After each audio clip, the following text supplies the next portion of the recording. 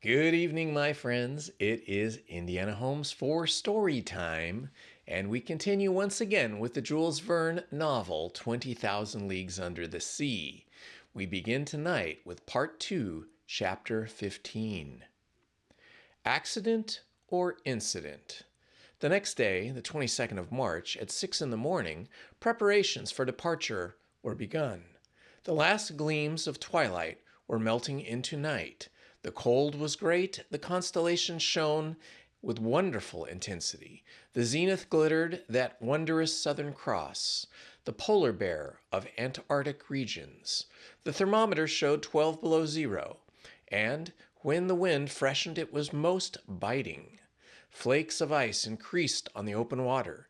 The sea seemed everywhere alike. Numerous blackish patches spread on the surface, showing the formation of fresh ice. Evidently, the southern basin, frozen during the 6 winter months, was absolutely inaccessible. What became of the whales in that time? Doubtless they went beneath the icebergs, seeking more practicable seas. As the seals and morses, accustomed to live in a hard climate, they remained on these icy shores. These creatures have the instinct to break holes in the ice fields to keep them open. To these holes they come for breath.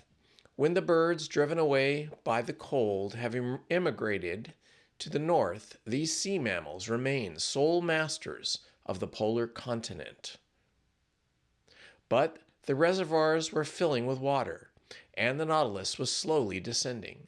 At 1,000 feet deep, it stopped. Its screw beat the waves, and it advanced straight towards the north at a speed of 15 miles an hour. Towards night, it was already floating under the immense body of the iceberg. At 3 in the morning, I was awakened by a violent shock.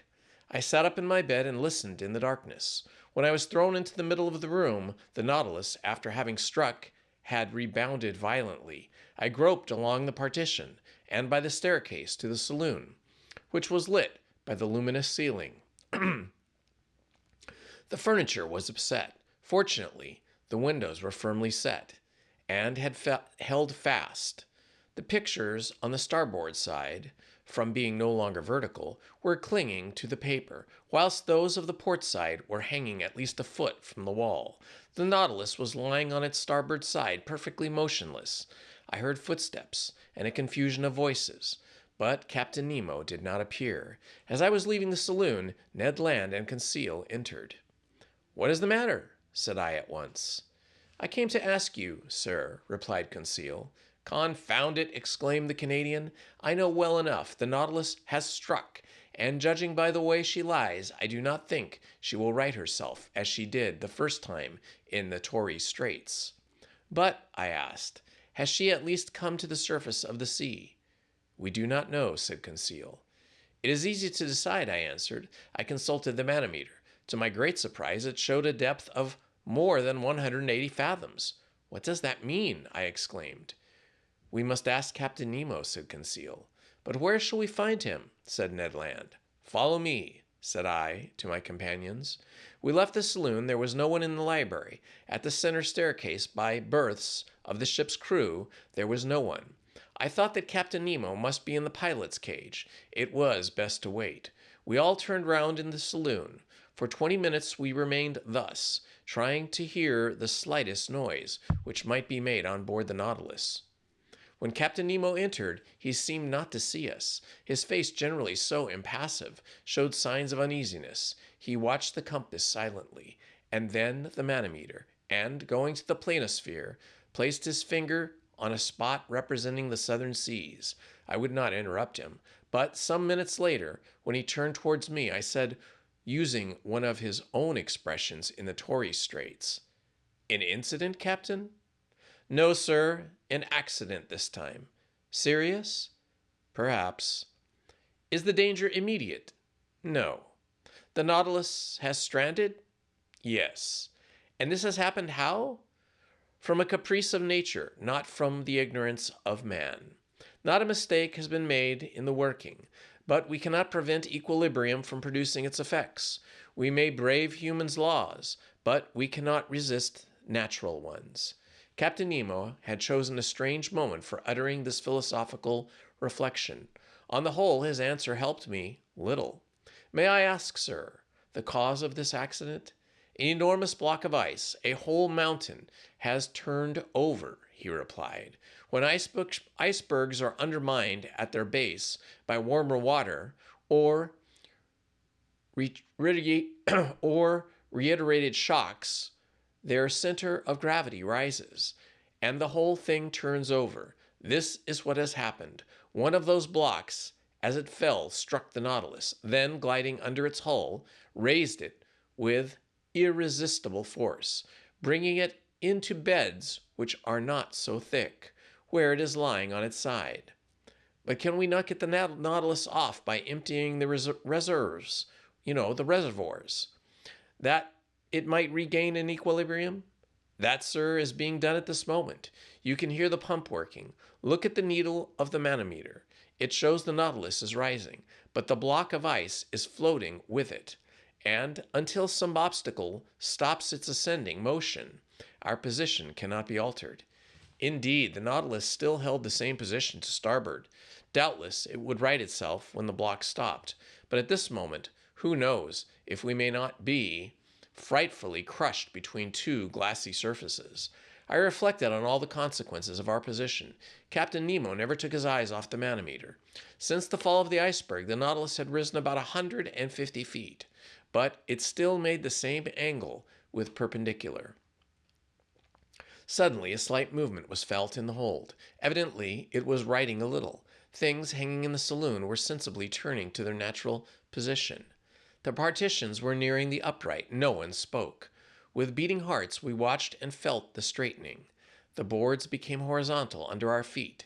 10 minutes passed. At last, we have righted, I exclaimed. Yes, said Captain Nemo, going to the door of the saloon.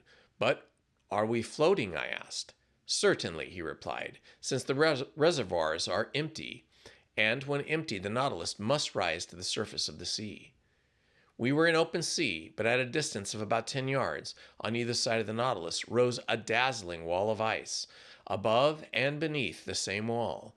Above, because the lower surface of the iceberg stretched over us like an immense ceiling. Beneath, because the overturned block, having slid by degrees, had found a resting place on the lateral walls, which kept it in that position.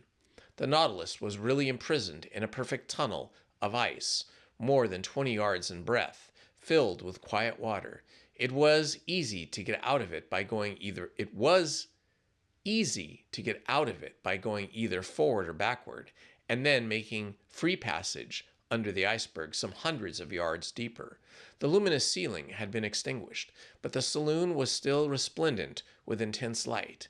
It was the powerful reflection from glass partition sent violently back to the sheets of the lantern.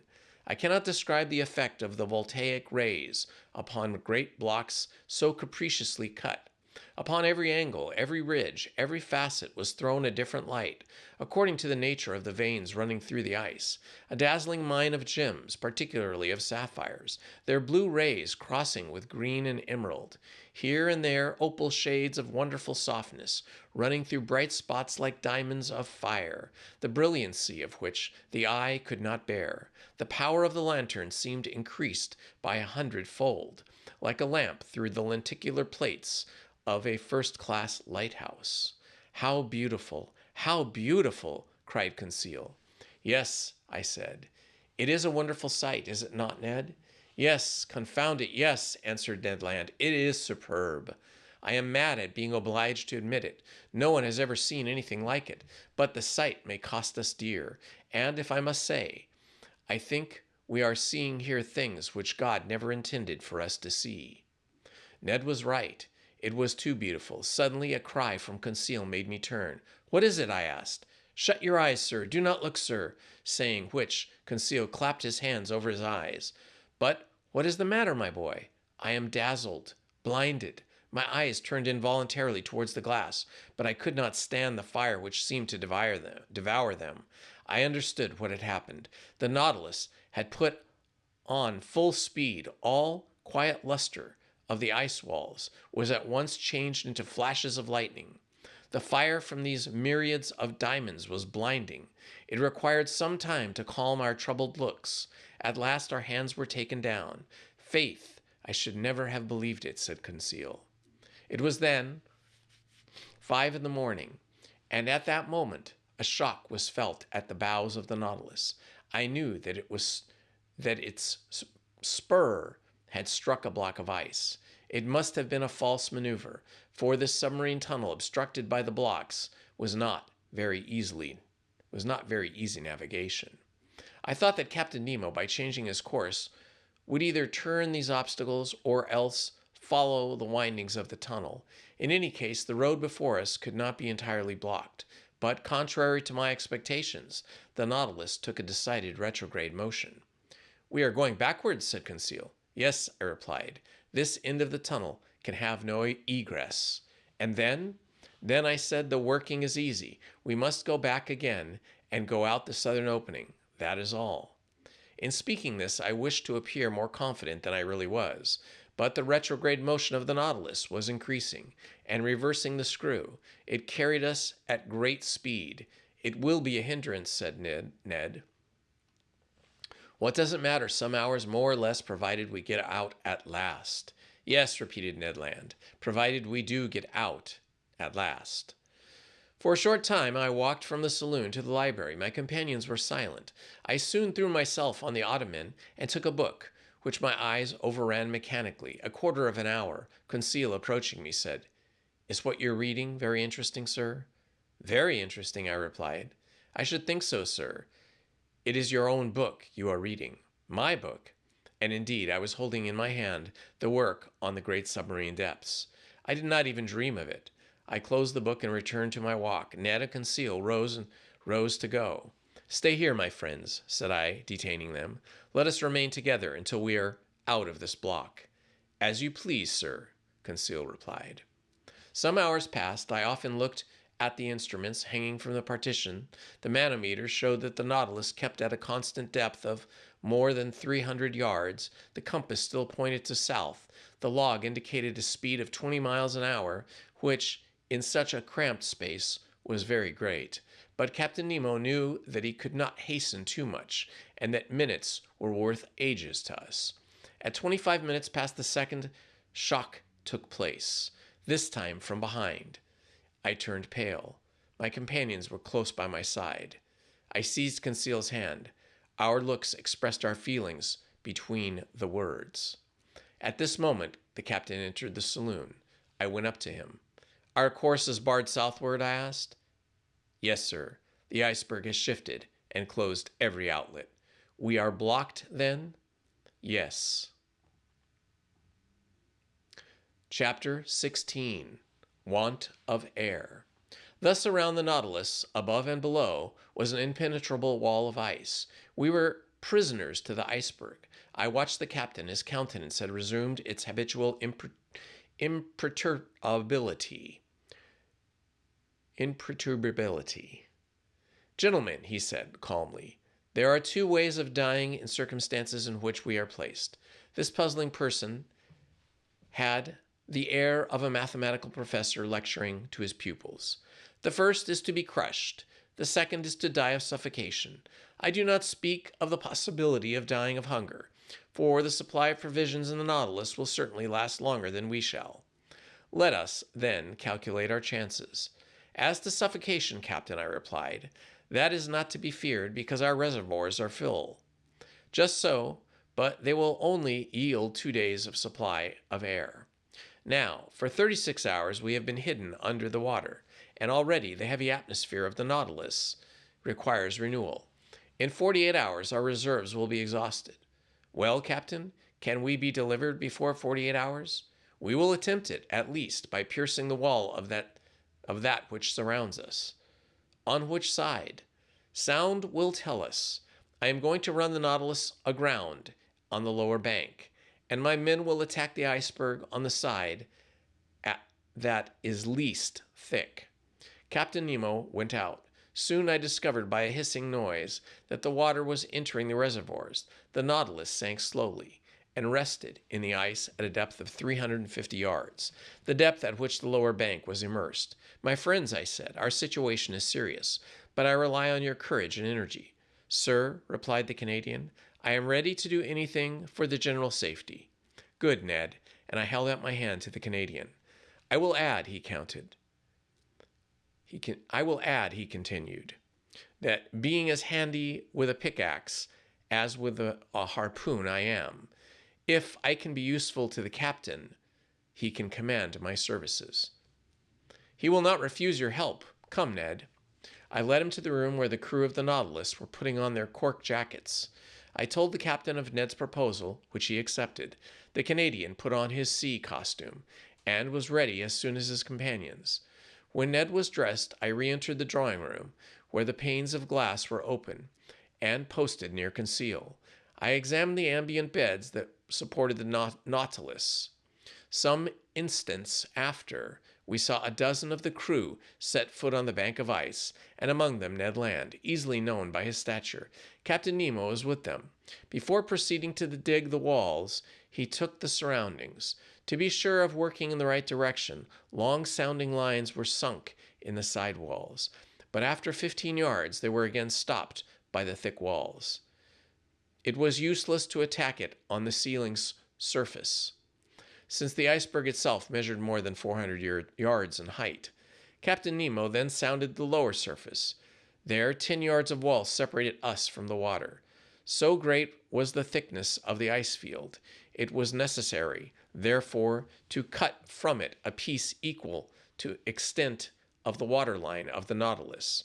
There were about 6,000 cubic yards to detach, so as to dig a hole by which we could descend to the ice field. The work had begun immediately and carried on with indefatigable energy. Instead of digging around the Nautilus, which would have involved greater difficulty, Captain Nemo had an immense trench made at 8 yards from the port quarter. Then the men set to work simultaneously with the screws on several points of its circumference. Presently, the pickaxe attacked this compact matter vigorously. The large blocks were detached from the mass. By a curious effect of specific gravity, these blocks, lighter than water, fled, so to speak, to the vault of the tunnel, and increased in thickness at the top in portion as it diminished at the base. But that mattered little, so long as the lower part grew thinner. After 2 hours of hard work, Ned Land came in exhausted. He and his comrades were replaced by new workers, whom Conseil and I joined. The second lieutenant of the Nautilus superintended us. The water seemed singularly cold, but I soon got warm handling the pickaxe. My movements were free enough, although they were made under a pressure of 30 atmospheres. When I re-entered after working 2 hours to take some food and rest, I found a perceptible difference between the pure fluid with which the Rouquayrol engine supplied me and the atmosphere of the Nautilus. Already charged with carbonic acid, the air had not been renewed for 48 hours, and its reviving qualities were considerably enfeebled. However, after a lapse of 12 hours, we had only raised a block of ice 1 yard thick on the marked surface, which was about 600 cubic yards. Reckoning that it took 12 hours to accomplish this much, it would take 5 nights and 4 days to bring this enterprise to a satisfactory conclusion. 5 nights and 4 days, and we only have air enough for 2 days in the reservoirs. Without taking into account that, said Ned, that even if we get out of this infernal prison, we shall also be imprisoned under the iceberg, shut out from all possible communication with the atmosphere. True enough. Who could then foresee the minimum of time necessary for our deliverance? We might be suffocated before the Nautilus could regain the surface of the waves. It was destined to perish in this ice tomb, with all of it enclosed. The situation was terrible, but everyone had looked the danger in the face, and each was determined to do his duty to the last. As I expected, during the night, a new block, a yard square, was carried away, and still further sank the immense hollow. But in the morning, when dressed in my cork jacket, I traversed the slushy mass at a temperature of 6 or 7 degrees below zero. I remarked that the sidewalls were gradually closing in. The bed of water farthest from the trench, that was not warmed by the men's work, showed a tendency to solidification. In presence of this new and imminent danger, what would become of our chances of safety, and how hinder the solidification of this liquid medium that would burst the partitions of the Nautilus like glass? I did not tell my companions of this new danger. What was the good of dampening the energy they displayed in the painful work of escape? But when I went on board again, I told Captain Nemo of this grave complication. "I know it," he said, in the calm tone which could be counteract the most terrible apprehensions. Could not be. They just could not be, not even possibly, allayed. It is one danger more, but I see no way of escaping it. The only chance of safety is to go quicker than solidification. We must be beforehand with it. That is all. On this day, for several hours, I used my pickaxe vigorously. The work kept me up. Besides, to work was to quit the Nautilus and breathe directly the pure air drawn from the reservoirs and supplied by our apparatus, and to quit the impoverished and vitiated atmosphere. Towards evening, the trench was dug 1 yard deeper. When I returned on board, I was nearly suffocated by the carbonic acid with which the air was filled. Ah! If we had only the chemical means to drive away this deleterious gas. We had plenty of oxygen. All this water contained a considerable quantity, and by dissolving it with our powerful piles, it would restore the vivifying fluid. I had thought well over it, but what good was that, since the carbonic acid produced by our respiration had invaded every part of the vessel? To absorb it, it was necessary to fill some jars with caustic potash, and to shake them incessantly. Now, this substance was wanting on board, and nothing could replace it. On that evening, Captain Nemo ought to open the taps of his reservoir and let some pure air into the interior of the Nautilus. Without this precaution, we could not get rid of the sense of suffocation. The next morning, March 26th, I resumed my miner's work in the beginning the 5th yard. The side walls and the lower surface of the iceberg thickened visibly. It was evident that they would meet before the Nautilus was able to disengage itself. Despair seized me for an instant. My pickaxe nearly fell from my hands. What was the good of digging if I must be suffocated, crushed by the water that was turning into stone? A punishment that the ferocity of the savages even would not have invented. Just then Captain Nemo passed near me. I touched his hand and showed him the walls of our prison. The wall to port had advanced at least 4 yards from the hull of the Nautilus. The captain understood me and signed me to follow him. We went on board. I took off my cork jacket and accompanied him into the drawing room. "Monsieur Arnaud, we must attempt some desperate means, or we shall be sealed up in this solidified water of cement." "Yes, but what is to be done?" "Ah, if my Nautilus were strong enough to bear this pressure without being crushed—" "Well?" I asked, not catching the captain's idea. "Do you not understand," he replied, "that this congelation of water will help us? Do you not see that by its solidification it would burst through this field of ice that imprisons us as, when it freezes, it bursts the hardest stones? Do you not perceive that it would be an agent of safety instead of destruction?" "Yes, Captain, perhaps, but whatever resistance to crushing the Nautilus possesses, it could not support this terrible pressure, and would be flattened like an iron plate." "I know it, sir. Therefore we must not reckon on the aid of nature, but on our own exertions. We must stop this solidification. Not only will the side walls be pressed together, but there is not 10 feet of water before or behind the Nautilus. The congelation gains on us on all sides. How long will the air in the reservoirs last us to breathe on board? The captain looked in my face. After tomorrow, they will be empty. A cold sweat came over me. However, ought I to have been astonished at my answer, or rather at the answer? On March 22nd, the Nautilus was in the open polar seas. We were at 26 degrees. For 5 days, we had lived on the reserve on board, and what was left of the respiration air must be kept for the workers. Even now, as I write, my recollection is still vivid that an involuntary terror seizes me, and my lungs seem to be without air.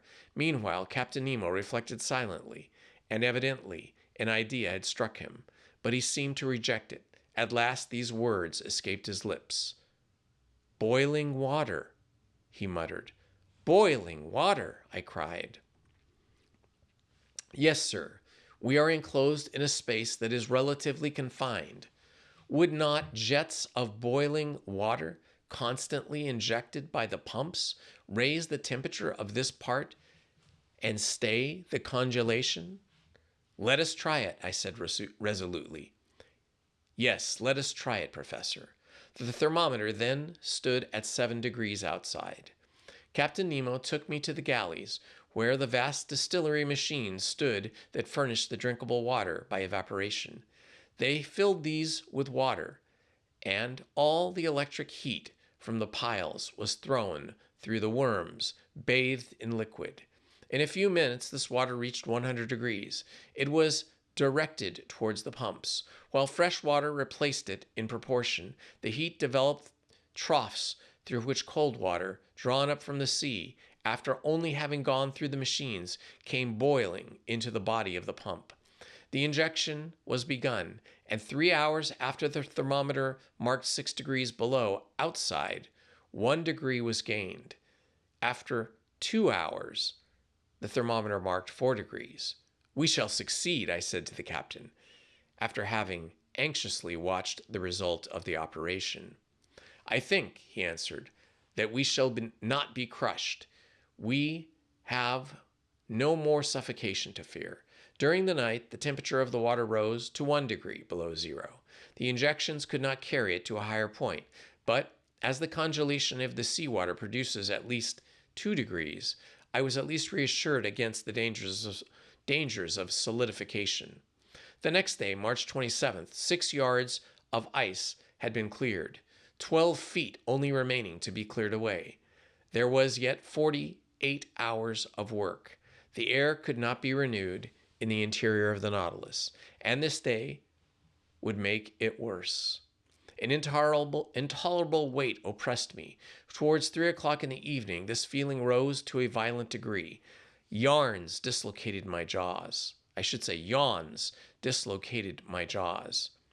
My lungs panted as they inhaled this burning fluid, which became rarefied more and more. A moral torpor took hold of me. I was powerless, almost unconscious. My brave Conseil, though exhibiting the same symptoms and suffering in the same manner, never left me. He took my hand and encouraged me, and I heard him murmur, "Oh, if I could only not breathe, so as to leave more air for my master." Tears came into my eyes on hearing him speak thus. If our situation to all was intolerable in the interior, with what haste and gladness would we put on our cork jackets to work in our turn. Pickaxes sounded on the frozen ice beds. Our arms ached. The skin was torn off our hands. But what were these fatigues? What did the sounds matter? The vital air came into the lungs. We breathed. We breathed. All this time, no one prolonged his voluntary task beyond the prescribed time. His task accomplished, each one handed in turn to his panting companions the apparatus that supplied him with life. Captain Nemo set example by submitting first to this severe discipline. When the time came, he gave up his apparatus to another and returned to the viviated air on board, calm, unflinching, unmurmuring. On that day, the ordinary work was accomplished with usual vigor. Only 2 yards remained to be raised from the surface. 2 yards only separated us from the open sea, but the reservoirs were nearly empty of air. The little that remained ought to be kept for the workers, not a particle for the Nautilus. When I went back on board, I was half suffocated. What a night! I know not how to describe it. The next day, my breathing was oppressed. Dizziness accompanied the pain in my head and made me like a drunken man. My companions showed the same symptoms. Some of the crew had rattling in their throats. On that day, the sixth of our imprisonment, Captain Nemo, finding the pickaxes work too slowly, resolved to crush the ice bed that is still separating us from the liquid sheet.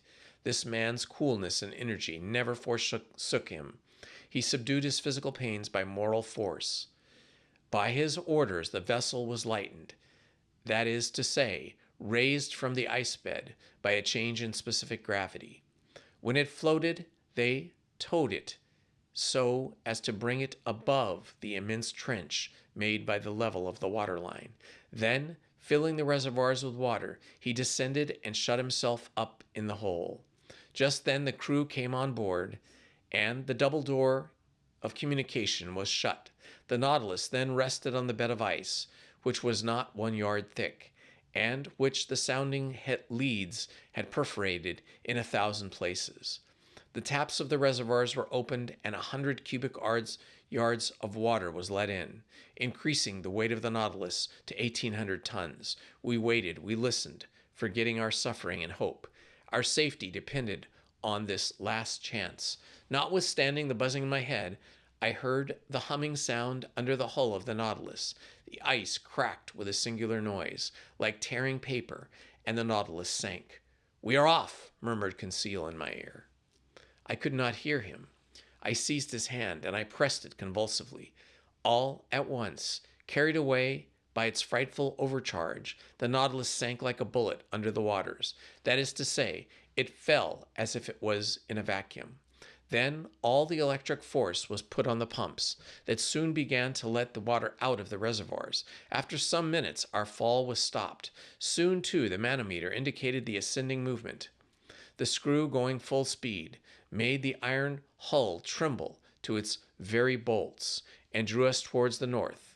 But if this floating under the iceberg was to last another day before we reach the open sea, I shall be dead first. Half stretched upon a divan in the library, I was suffocating. My face was purple, my lips were blue, my faculties suspended. I neither saw nor heard.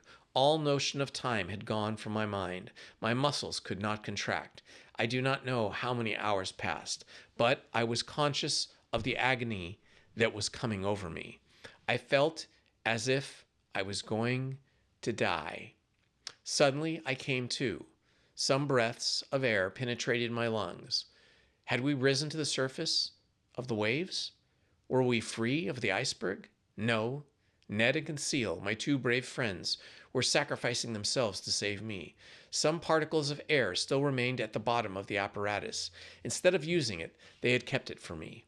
And while they were being suffocated, they gave me life, drop by drop.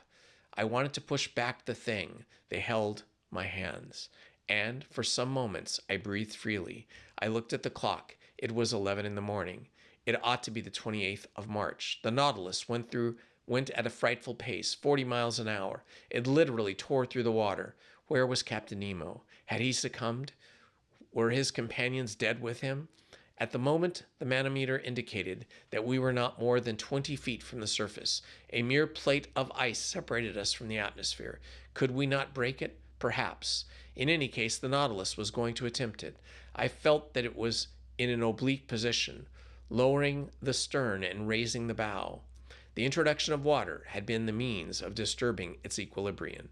Then, impelled by its powerful screw, it attacked the ice from beneath like a formidable battering ram. It broke it by backing and then rushing forward against the field, which gradually gave way, and at last, dashing suddenly against it, shot forwards on the ice field that crushed beneath its weight. The panel was opened, one might say torn off, and the pure air came in abundance of all parts of the Nautilus.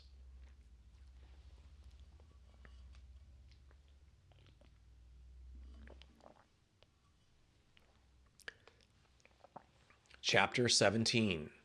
The Cape Horn at the Amazon. How I got to the platform, I have no idea.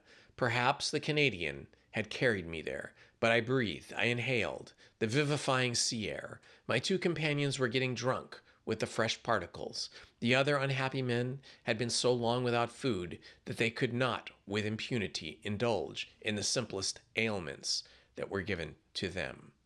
We, on the contrary, had no end to restrain ourselves.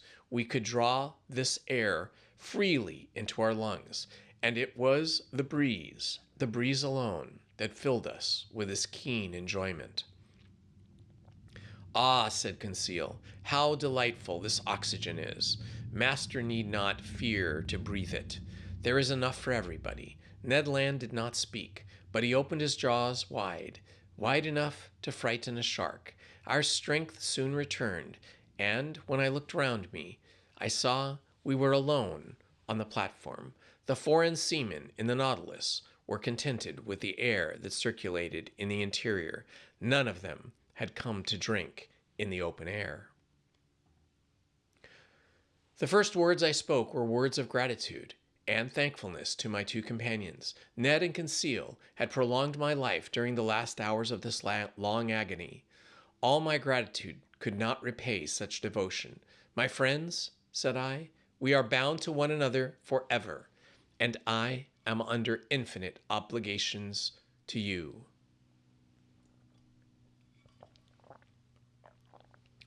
Which I shall take advantage of, exclaimed the Canadian. What do you mean? Said Conseil. I mean that I shall take you with me when I leave this infernal Nautilus.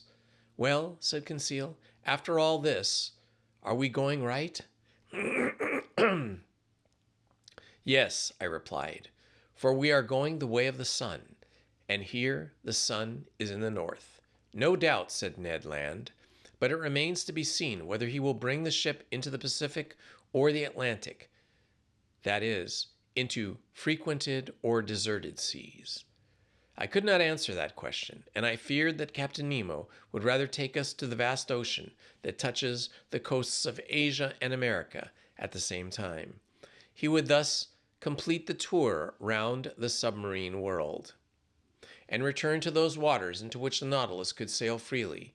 We ought, before long, to settle the important point. The Nautilus went at a rapid pace. The polar circle was soon passed, and the course shaped for Cape Horn. We were off the American point. March 31st at 7 o'clock in the evening.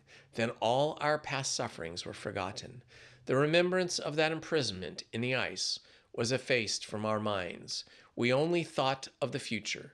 Captain Nemo did not appear again, either in the drawing room or on the platform. The point shown each day on the planisphere, and marked by the lieutenant, showed me the exact direction of the Nautilus. Now, on that evening, it was evident, to my great satisfaction, that we were going back to the north by the Atlantic. The next day, April 1st, when the Nautilus ascended to the surface, some minutes before noon, we sighted land to the west. It was Terra del Fuego, which the first navigators named thus from seeing the quantity of smoke that rose from the natives' huts.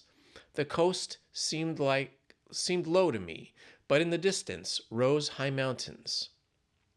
I even thought I had a glimpse of Mount Sarmiento that rises 2,070 yards above the sea, with a very pointed summit, which, according as it is misty or clear, is a sign of fine or wet weather. At this moment, the peak was clearly defined against the sky. The Nautilus, diving again under the water, approached the coast, which was only some few miles off. From the glass windows in the drawing room, I saw long seaweeds and gigantic fuci and verich, of which the open polar sea contained many specimens. With their sharp polished filaments, they measured about 300 yards in length, real cables, thicker than one's thumb, and having great tenacity. They are often used as ropes for vessels. Another weed known as velp, with leaves 4 feet long, buried in the coral consecrations, hung at the bottom. It served as a nest and food for myriads of crustacea and mollusks, crabs, and cuttlefish. There, seals and otters had splendid repasts, eating the flesh of fish with sea vegetables, according to the English fashion. Over this fertile and luxuriant ground, the Nautilus passed with great rapidity. Towards evening, it approached the Falklands group, the rough summits of which I recognized the following day. The depths of the sea was moderate. On the shores of our nets brought in beautiful specimens of seaweed, and particularly a certain fuci, the roots of which were filled with the best mussels in the world. Geese and ducks fell by dozens on the platform, and soon took their places in the pantry on board. When the last heights of the Falklands had disappeared from the horizon, the Nautilus sank to between 20 and 25 yards, and followed the American coast.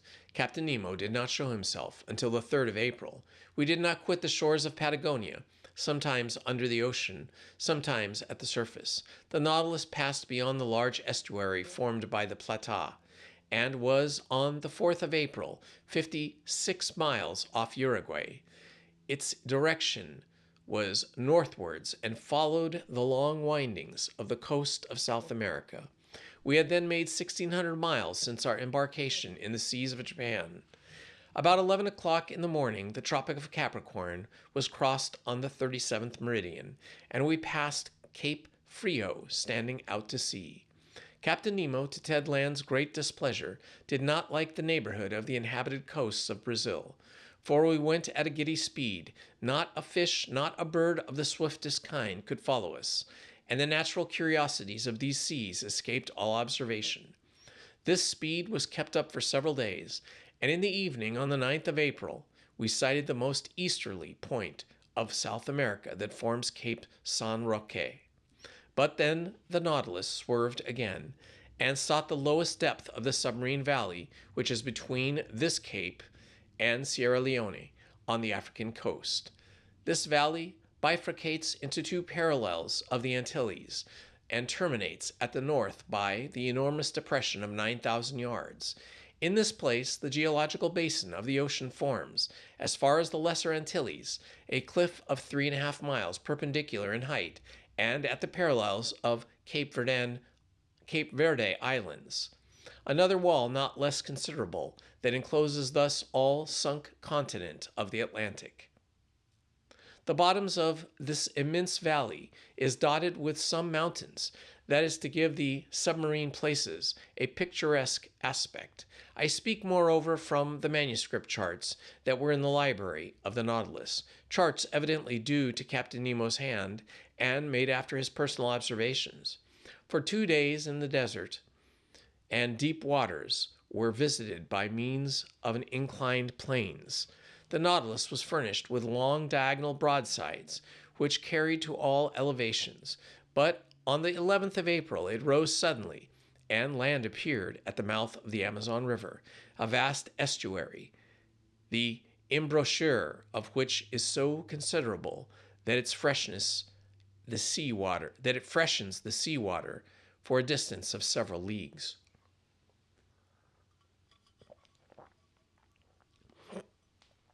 The equator was crossed. 20 miles to the west were the Guineas, a French territory, on which we could have found an easy refuge, but a stiff breeze was blowing, and furious waves would not have allowed a single boat to face them.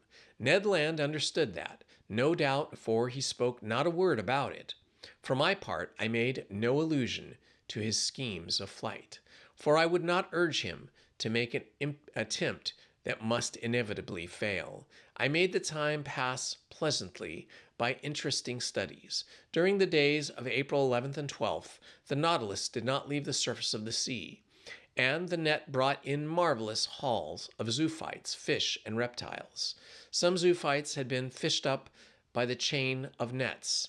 They were, for the most part, beautiful philocanths, belonging to the Axonidian family, and among other species, the Philoctegus protexa, peculiar to that part of the ocean, with a little cylindrical trunk ornamented with vertical lines speckled with red dots, crowning a marvelous blossoming of tentacles.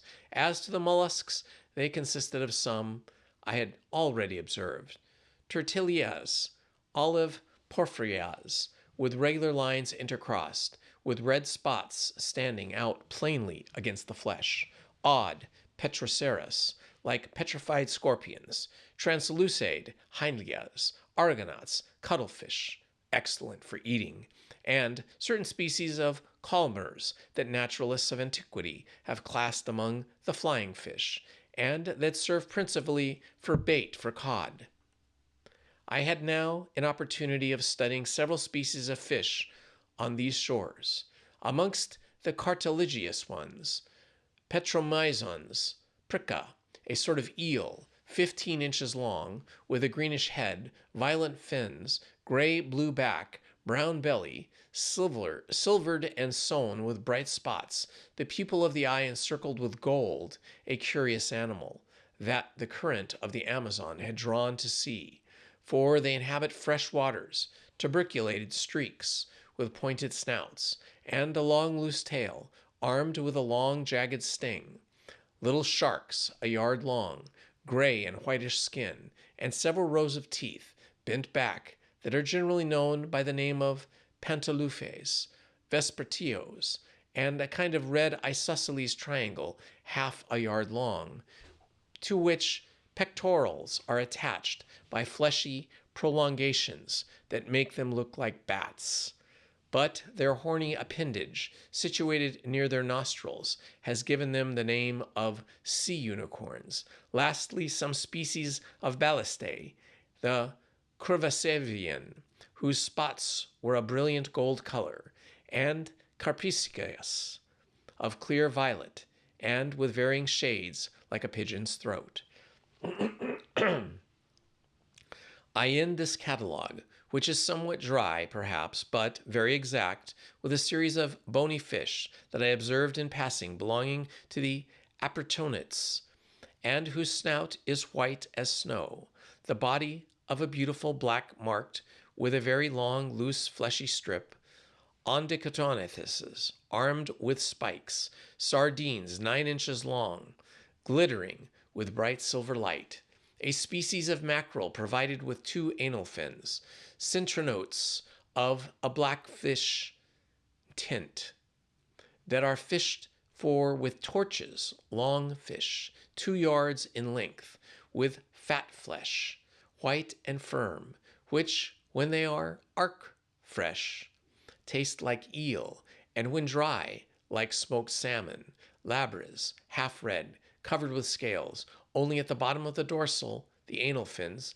Cystropheria, on the gold and silver blend their brightness with that of ruby and topaz; golden-tailed spares, the flesh of which is extremely delicate, and whose phosphorescent properties betray them in the midst of the waters; orange-colored spares, with long tongues and megares, with gold caudal fins, dark thorn tails, anableps of Cernium, etc. Notwithstanding this, etc., I must not omit to mention fish that Conseil will long remember, and with good reason. One of our nets had hauled up a sort of very flat ray fish, which, with the tail cut off, formed a perfect disc, and weighed 20 ounces. It was white underneath, red above, with large round spots of dark blue, encircled with black, very glossy skin, terminating in a biloped fin, like a biloped. Laid out on the platform, it struggled, tried to turn itself by convulsive moments, and made so many efforts that one last turn had nearly sent it into the sea. But Conseil, not wishing to let the fish go, rushed to it, and before I could prevent him, had seized it with both hands. In a moment he was overthrown, his legs in the air, his body half paralyzed, crying, "Oh, master, master, help me!" It was the first time the poor boy had spoken to me so familiarly. The Canadian and I took him up and rubbed his contracted arms till he became sensible.